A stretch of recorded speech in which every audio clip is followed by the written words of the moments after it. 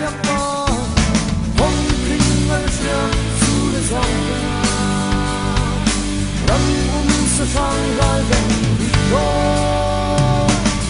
tất chính tháp để ấy ban chuộc sẽ đã lâu ngày tay tan chui cây chu đi đó đã răng hoa để hình mong công sẽ đã tham mai chính chân chui cây chu đi đó trong nắng áo cây chu đi đó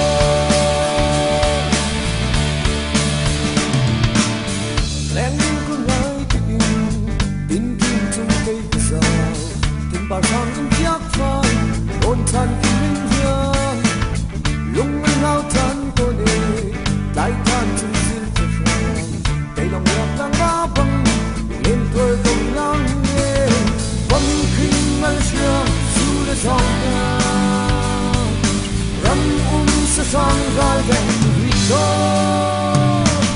tất xin chắc thế ấy bạn xuống chế đã lâu nay trái than chung cây